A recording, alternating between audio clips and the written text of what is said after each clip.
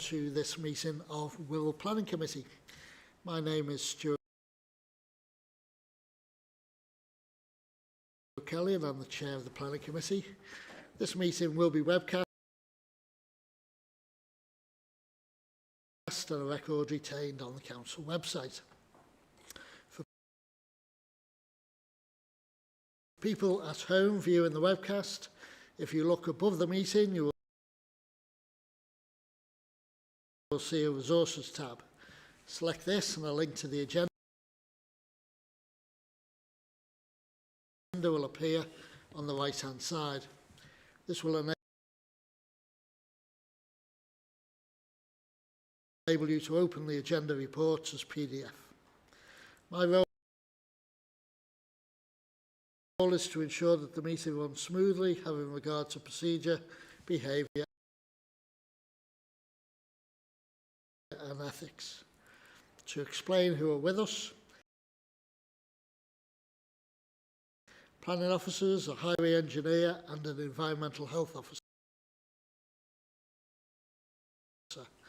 They will present the applications and provide any technical advice that may be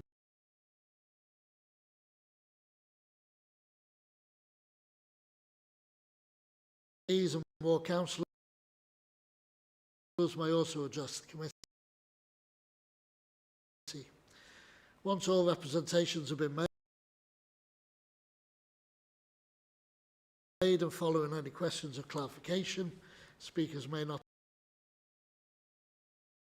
participate in any debate that follows. The application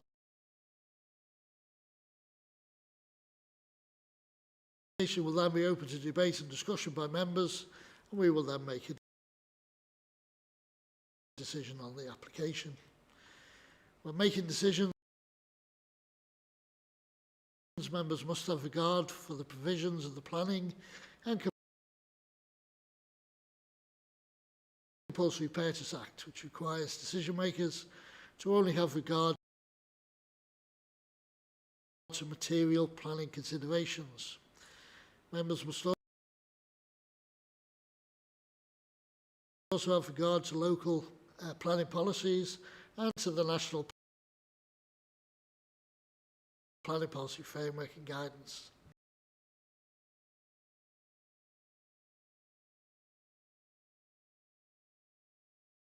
Come with regard to an application, provided they don't make up their minds on how to vote before formally considering the details, listening to the presentations and the debate. Members must have listened to the debate and considered all the facts before deciding whether or not to move any motion. If a member is minded to put forward a motion, it is always good practice to first seek advice from officers on the wording of a potential motion. Members are reminded to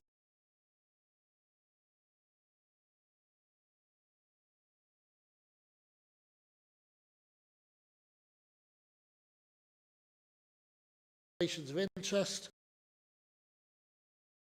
Members of the committee are asked whether they have any personal or prejudicial interests in connection with any application on the agenda, and if so, to declare them and to state the nature of the interest.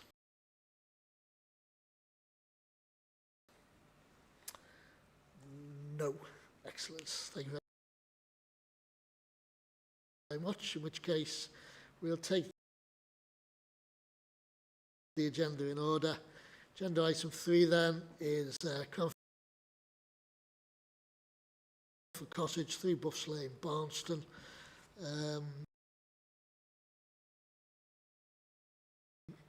If the planning officer could introduce this application, please.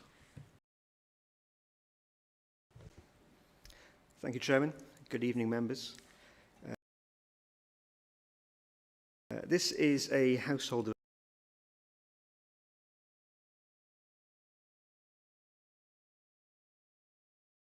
I could have the next slide, please. So this was the scheme that was originally submitted to us, and this is not the plan. These aren't the plans that members are considering this evening. These are the plans that gathered the 26 objections for the reasons that are given in the report. The scheme also gathered 52 representations in support, which is a significant number for a householder application, is indicative of an element of campaigning by those both for and against the scheme. Officers advised the applicant and the agent that this particular scheme, these particular plans, could not be supported, as they resulted in a substantial remodelling of the existing bungalow, with deep side gables and a rear box dormer, adding a fair degree of bulk to the building, along with a two-storey front extension with balcony and dormer, clad in a split-face slate cladding. These elements were considered to be dominant, unduly assertive,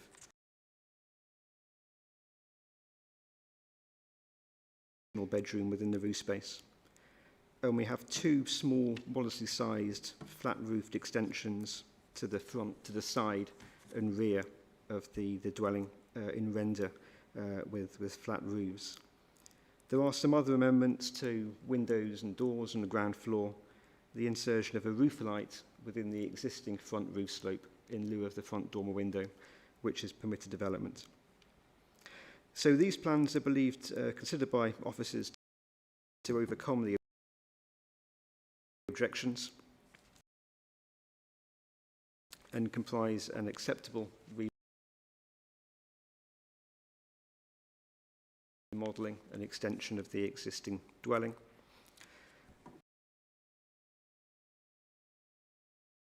We did go out to reconsultation on these amended plans, and a single further representation was received in support. So on the basis of these plans, the application is now recommended for approval. Thank you, Chair.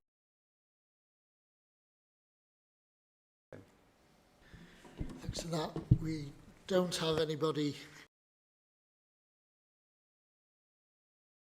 to address us on this application, so I guess it's straight open to committee. Can I just kick off just by asking one of the initial objections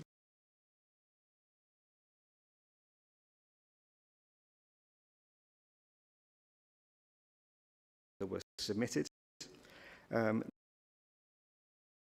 The revised plans removed the front dormer window and the balcony. There is a roof light window within the front roof slope, but however that's permitted development, and in any event it's unlikely that there be a significant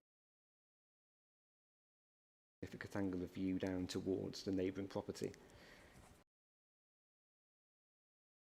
In any event, the separation distance between the front of this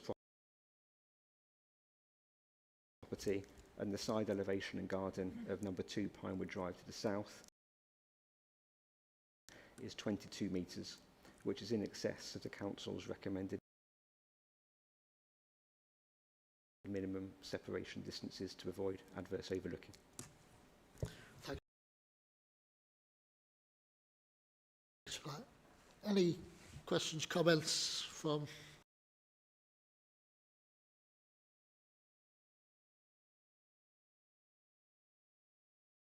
us on then to agenda item 4.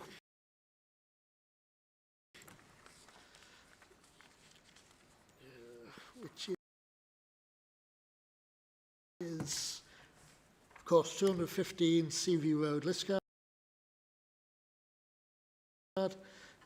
If I can ask the Plan Officer to introduce this report, please. Thank you, Chair. So this application is so we need to move to slide 5, please. Sorry. Thank you. So this application is for 215 SEAVIEW Road, LISCARD, and it's to convert the ground floor of a shop unit to provide one ground floor flat, and it's under the GDPO order, which allows for prior approval for this type of development. The reason it's before you today is that Councillor Ian Lewis has requested that the application is brought before Planning Committee, and Councillor Lewis is here, I think, to address the members after the presentation. There's also been 25 letters of objection to the application.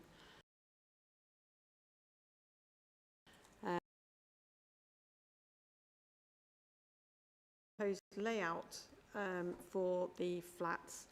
Now, the application, when it originally came in, was for 2 residential units on the ground floor.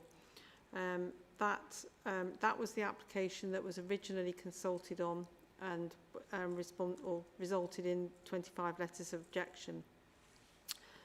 We felt that didn't comply with the National Described Space Standards, so the applicant has amended the scheme to include now one ground floor residential unit, which, as you can see, is reasonably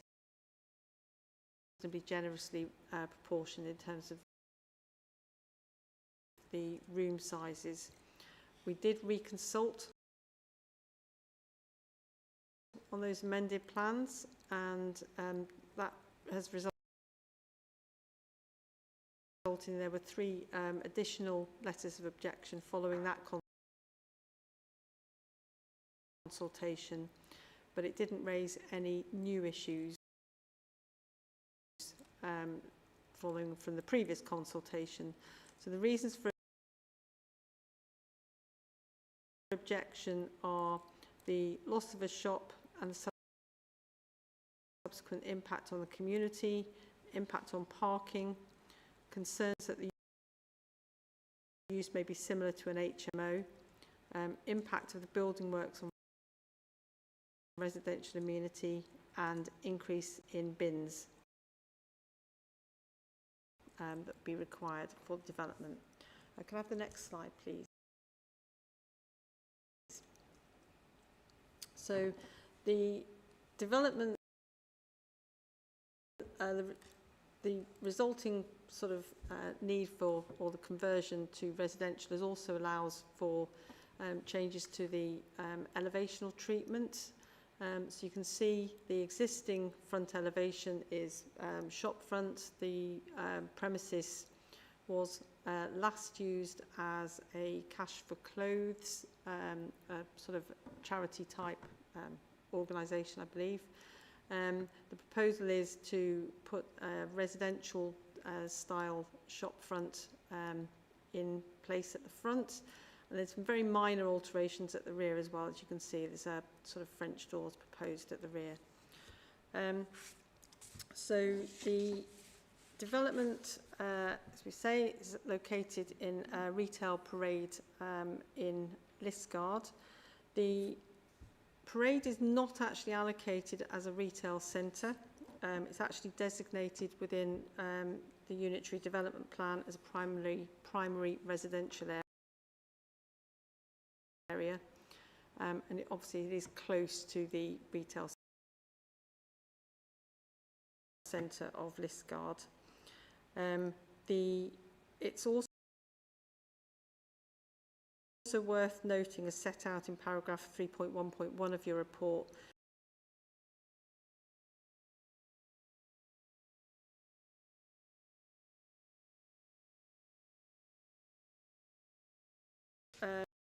run through the assessment with you briefly. So transport and highway impacts are considered to be acceptable. The proposal would not generate any significant additional car parking to the use of a shop. And for the residential unit, cycle parking is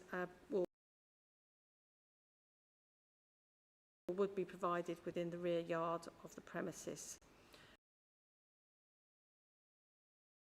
There's no contamination risk.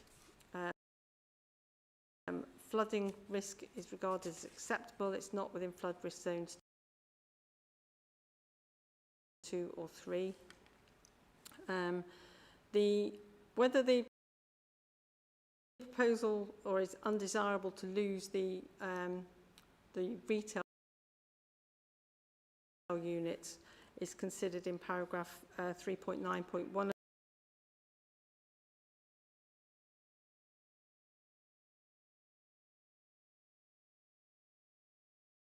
It does meet the national described space standards. So on that basis, Chair, the recommendation is to approve as set out in your report. Okay, thanks for that.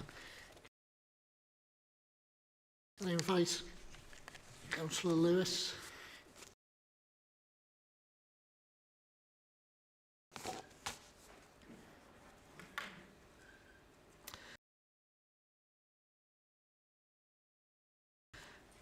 Address us when you're ready, Ian.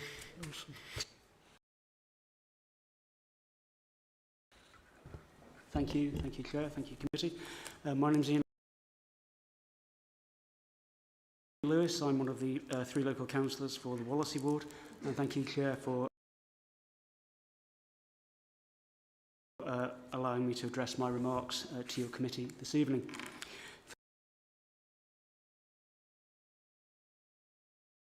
For those who are not familiar with part of Wallasey, the retail units at this end of SEAVIEW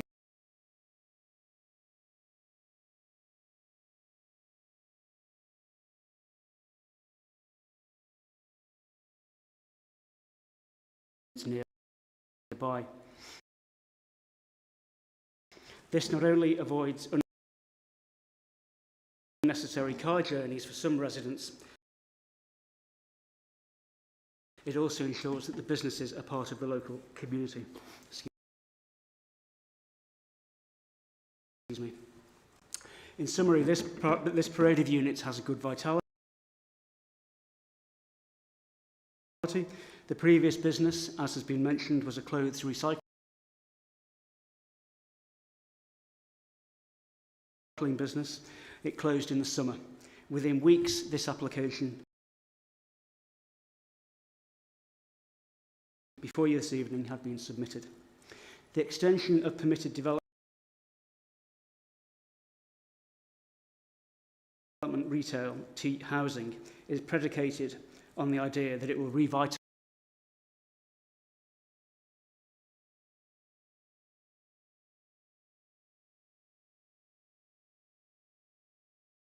residential use, and this is the policy I'm quoting now. Within small shopping centres and parades, in primary residential areas, will be permitted where the local planning authority is satisfied that the benefits of the proposal outweigh the disadvantages when assessed by the following criteria.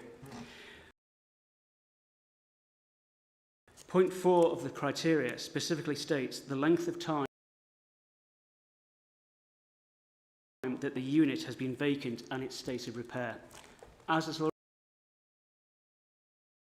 already been mentioned, it was vacant for a matter of weeks.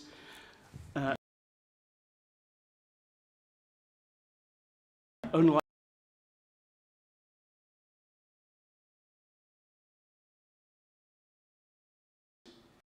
these and other issues, such as impact on amenity, will be central to the consideration of proposals for the ground floor conversion of shop units to residential use as set out in the aforementioned policy. Committee, I would argue that this particular unit in a parade of shops that is trading well meets that criteria, and for that reason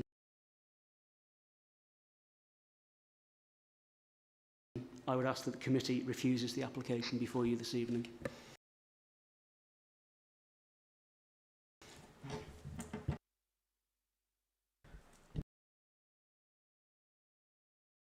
Any questions at this point for Ward Councillor?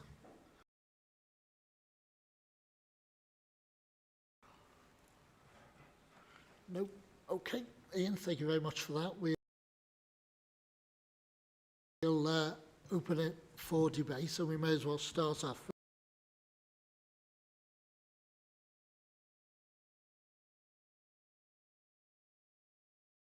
It's been vacant for, but we did ask at briefing for officers to do some further investigation on that. So we're going to answer to those 2 points, and then we'll open it up to the committee. Thank you, Chair. The premises has been vacant for, we believe, in excess of 4 months, which may be regarded as not a significant amount of time. However, what is significant is the this is not a planning application. This is prior approval, so you actually have to look at it on different criteria, and that the UDP or the regulations require us to assess it under the NPPF, specifically refer to the NPPF.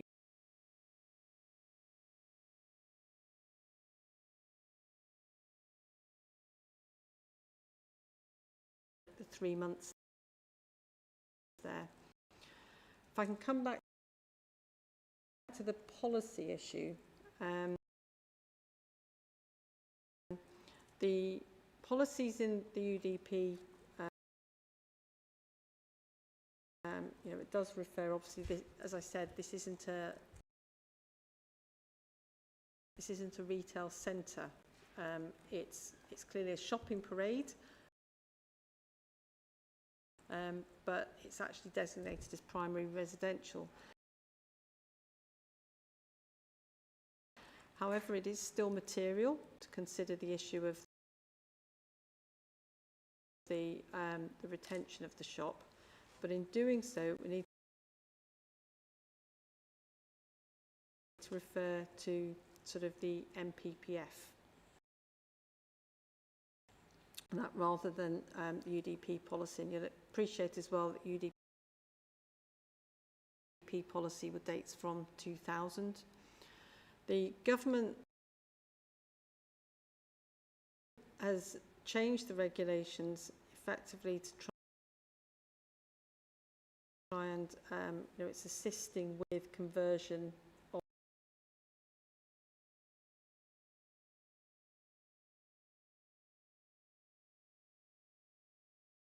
relation to the NPPF, and I would suggest that you keep bear in mind that the government specifically said if it's vacant for more than 3 months, then the prior approval process is relevant. Thank you, Chair. Okay, open to members then. Just a question first. I didn't get a chance to ask it. When the original application came in, you said it was for 2 ground floor apartments. Did we reconsult on the new application similar to the last one we had? What objections did that draw when it went down to 1 or? Okay.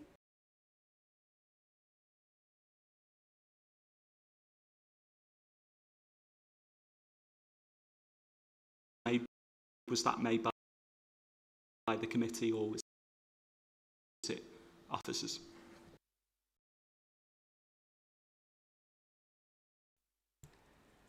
I don't actually have that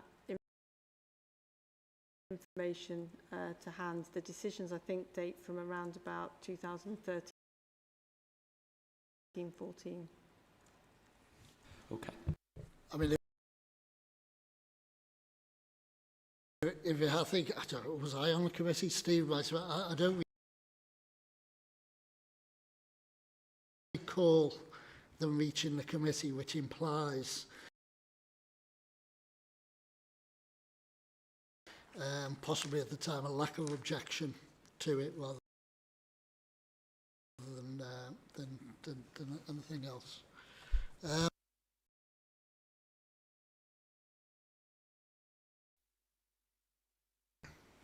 And thanks. Just to expand on Steve's question a minute ago.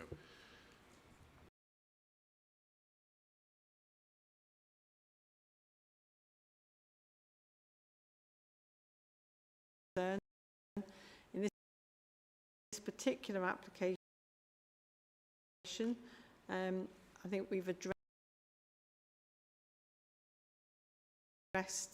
perhaps I feel we've addressed the issue about the spacing and the feeling it was maybe an HMO. But it'd be fair to say that I'm sure the people that have written in would feel that the loss of a shop is still relevant in their objection.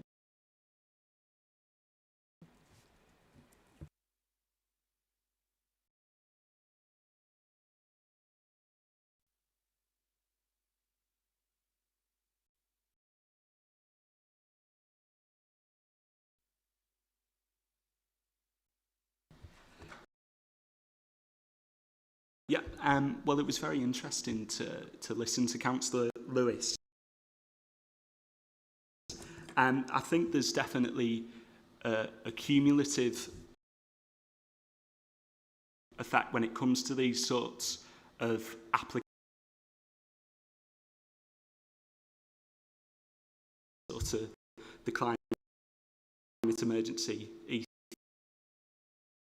ethos, and of course we were looking at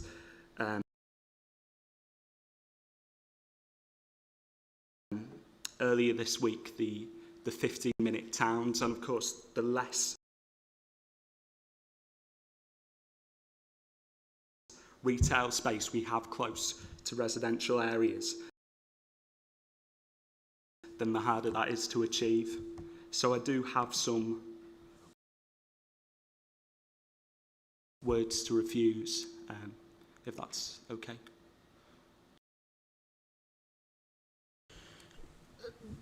Would you like to put those before us now? Yeah. I'm conscious of the issues of a single member.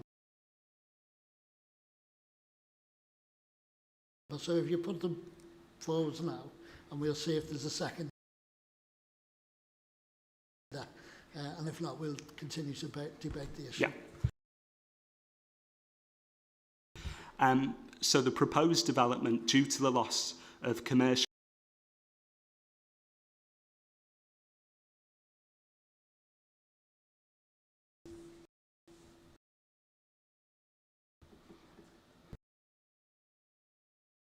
Is there a seconder?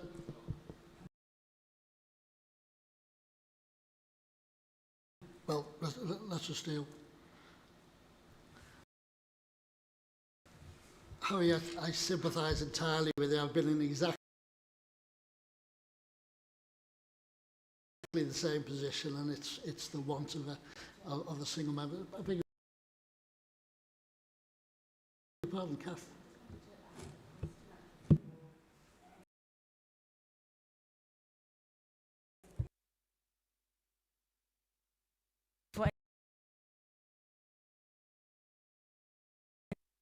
Decide whether you want to second the proposal, because obviously if you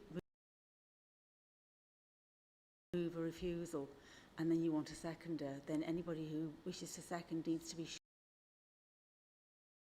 sure that there's a sustainable possibility of that refusal being upheld at appeal.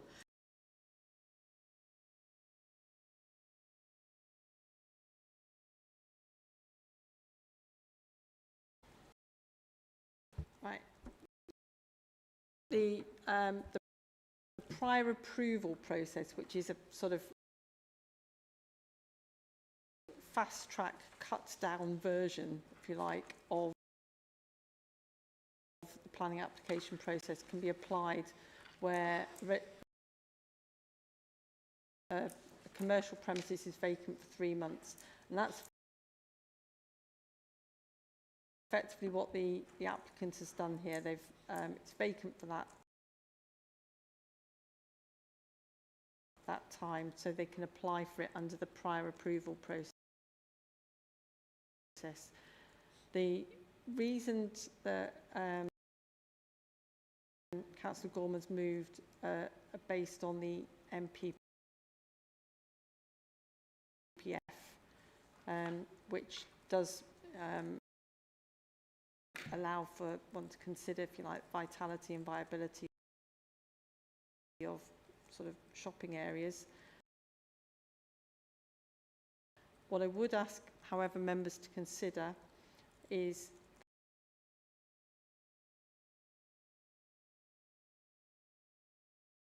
if we leave it in the air, and if we start to move towards a position where we might want to pick up what Councillor Gorman said. I mean, if we are asked to consider vitality of a shopping area, then we ought to consider it.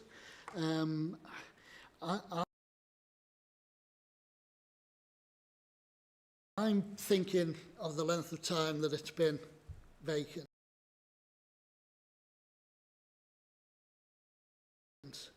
And I'm thinking of the detrimental impact on a parade of shops and residential area of any vacant units, whether it's commercial, retail, or a building. That could potentially be a lot more detrimental to an area.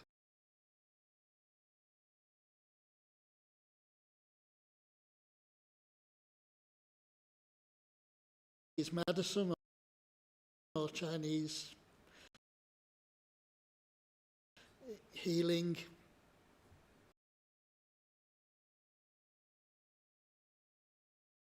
type shop here? I don't know. It seems to have Chinese symbols on the front of it. Further round, there's a picture framing shop and a carer's educational and a bike repair shop.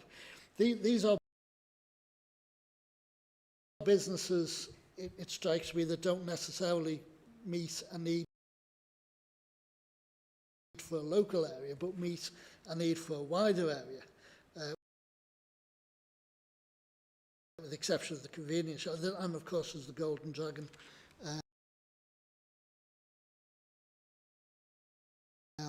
takeaway. Other takeaways are obviously possible. Given the fact that it's vacant, and given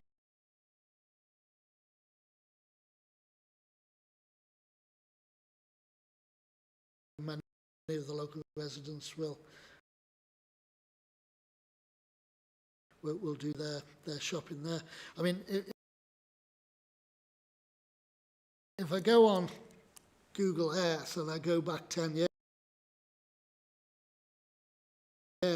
it appears that it was called Star Studio, which I'm not entirely sure what it was, but it wasn't again a shop or unit that was satisfying some sort of local need. So in terms of harm, the loss of a recycling shop at this address, 215, when there's another closed recycling shop at number 98 in the same road. So, you know, and at the end of the day, anybody buying into it, they need to turn a profit.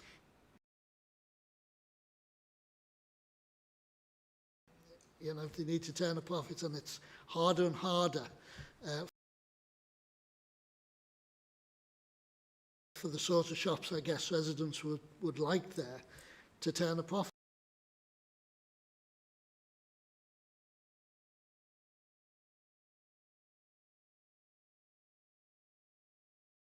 Moving in there could be equally harmful. I accept entirely what was said about part of the predication of this being on reviving retail areas, but again, our development plan doesn't allocate it necessarily as a retail area, and I'm not aware that the new local plan, whether representations have been made to have it designated as retail. In fact, the more I look at the sort of businesses there, I'd say it's not necessarily predominantly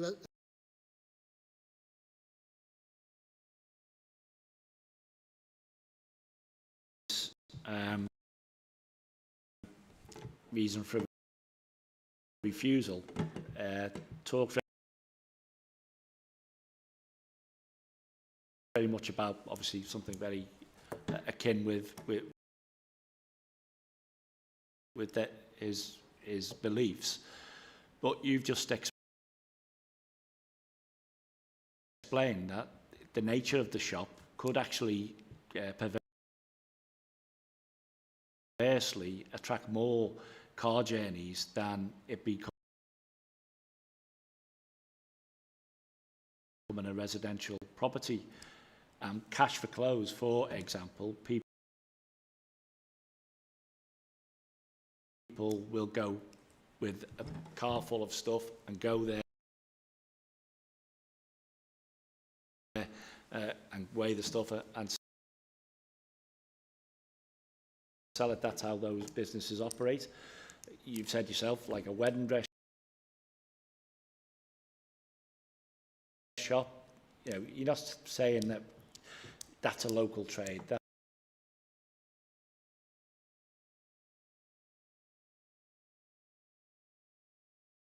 Bad press, and partly sometimes when we discuss them here, we give them bad press. We associate HMOs. And I think when the second application or the reconsultation has gone back, that's minimised the impact of that quite considerably. It is actually a single dwelling, which in normal circumstances we would grant in terms of space, amenity and everything else that goes with that. So my view is that these type of areas are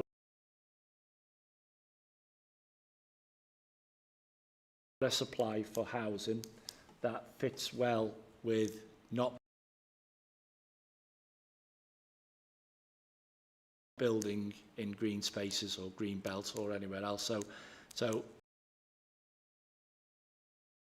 and the government are actively encouraging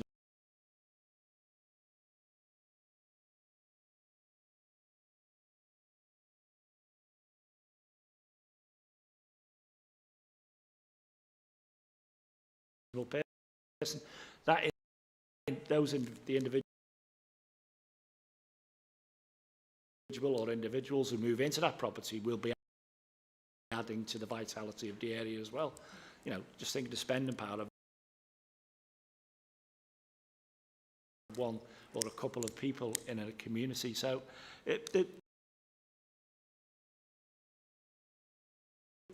on balance, I don't think it causes, to my view, the basic principle of planning. It doesn't demonstrate to me demonstrable harm to that amenity and community, and could actually enhance it over a period of time. So my view is I could not second or support the, well, it's not on the floor, so I can't support it.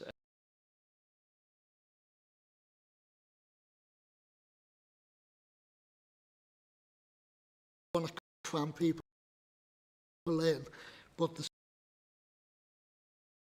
space standard, if you like, road to the rescue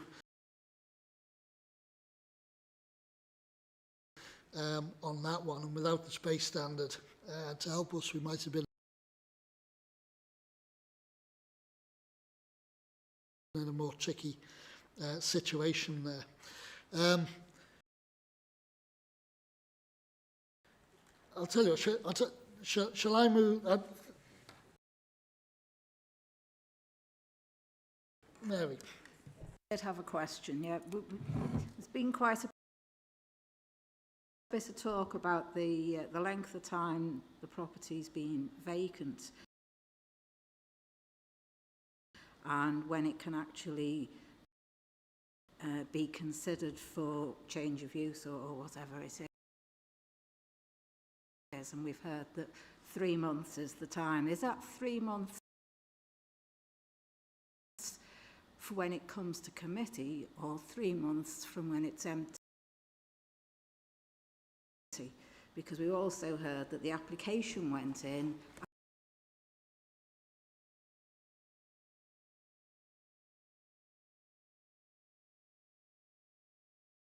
at that time.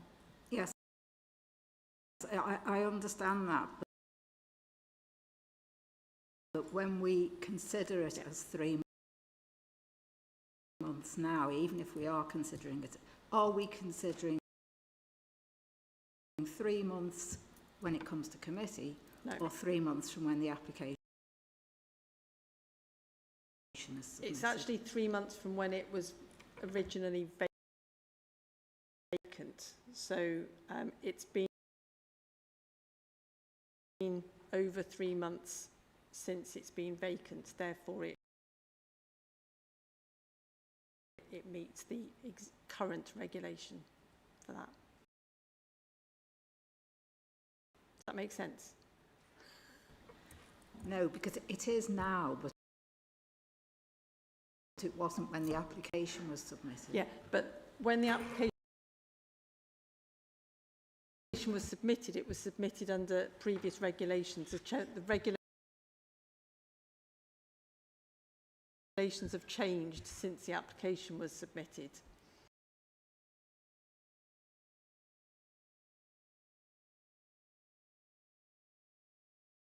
Or debate on that? No. In which case then voting will be for, against the motion to approve. Can I see those in favour, please?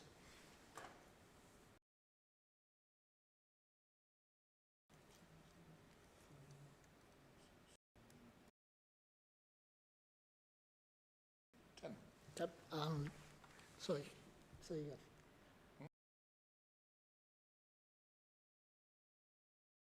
How many? 10. And those against?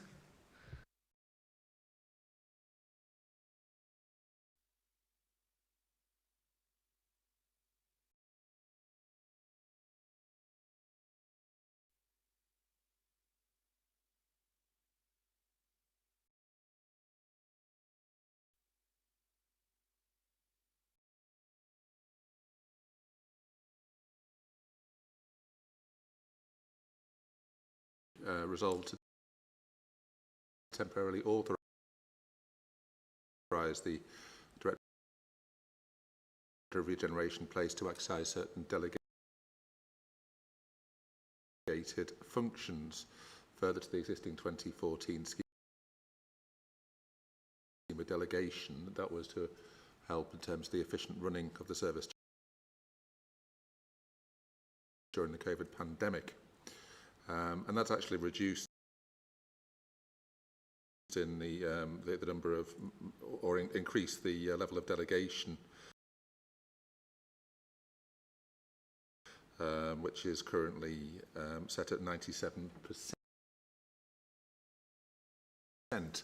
of applications are determined under delegated authority. And that's meant that the committees had a small number of significant applications to consider.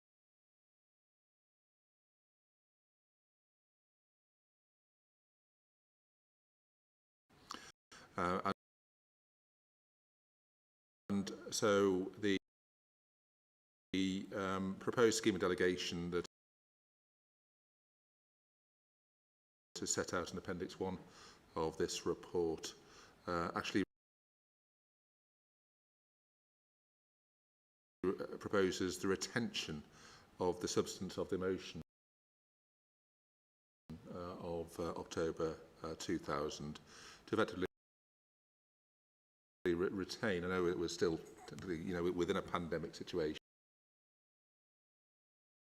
but it's talking about effectively recommending that continues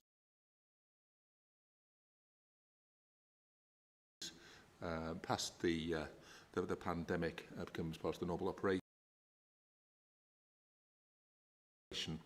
of this committee, and allowing certain categories to continue to be determined by the Director in consultation with the Chair and party spokespersons. And the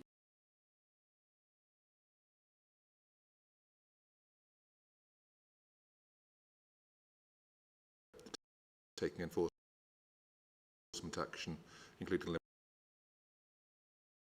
limitations requiring consultation with the Chair. And although we didn't have the provision about party spokes in 2014, but this time round in consultation with the Chair and party spokespersons. As a report indicates, parts 1 to D and D to F replicate the provisions in the previous scheme of delegation, and Section 2 has provisions that was in the previous scheme of delegation as well.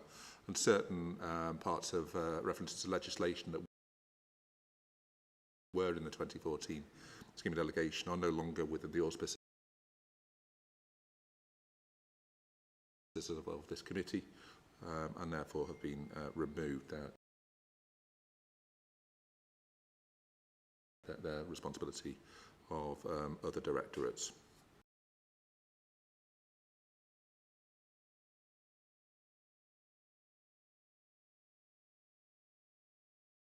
Speaking protocol, the COVID-19 restrictions, provisions have been removed, given that we're actually now in meetings in person, so they're not relevant. And Appendix 3 to the report sets out suggested a revised guidance to reflect the amendments that are recommended in Appendix 2, and the principal adjustment relates to the removal of provisions relating to virtual meetings and providing for applicants and agents to speak after consultees and ward members.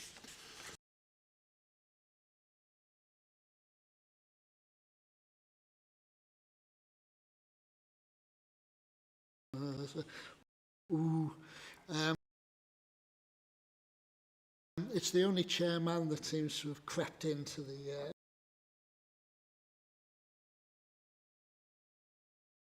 to the documents, but I'm sure.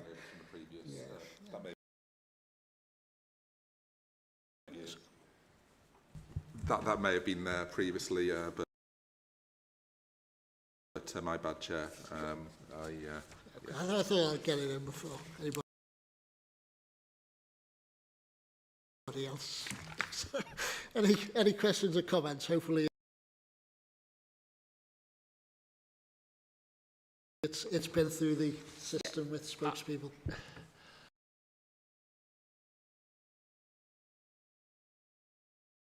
I think we were in the process of reviewing how we conducted ourselves clearly as the peer review took place. And we now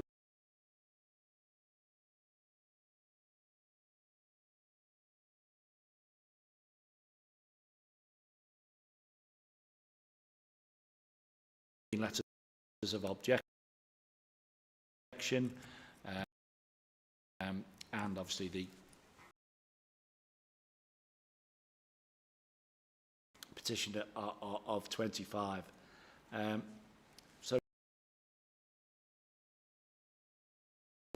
no real concerns that we're not doing anything out the norm. The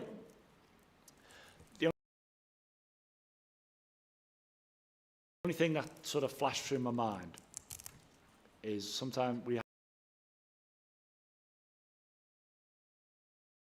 have had, did we change the, should have read it deeper, where we said an application should be called in, did we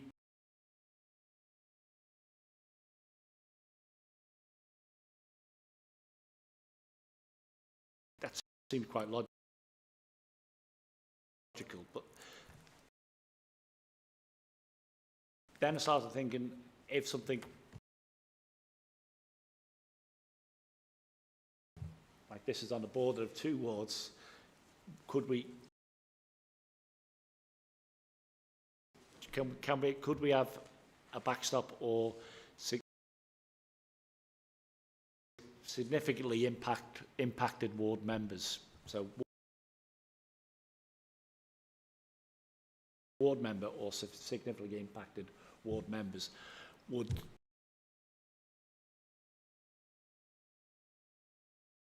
stop someone being aggrieved of something that's on the border. So you build something on the border, you know, the residents don't know it's in New Brighton or it's in Wallasey or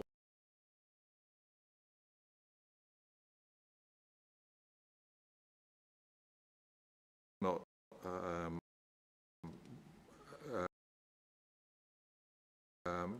Kath may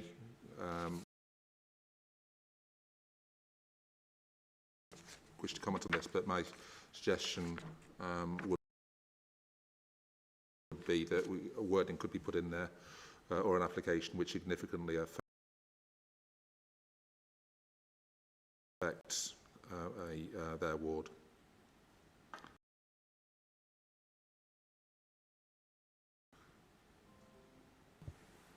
Yeah, I think that would be sensible, because you could quite rightly get an application that's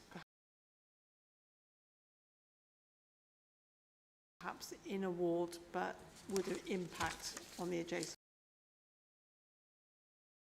ward. So it's a fair point. I think that would be a sensible amendment.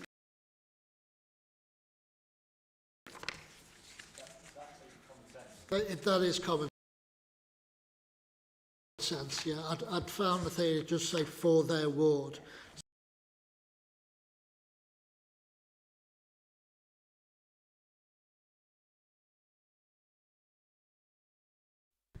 Any other points on it or questions? No? So I will move approval with those two drafting amendments. Yeah.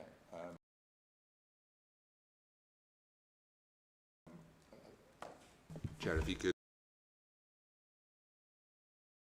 add a fourth recommendation to delegate authority to the Director of Law and Governance to make the amendments indicated, and we'll put in some additional wording to cover that off. That's okay. Anyone a problem with that? So 4 recommendations there. Okay, I'll move that. Seconded.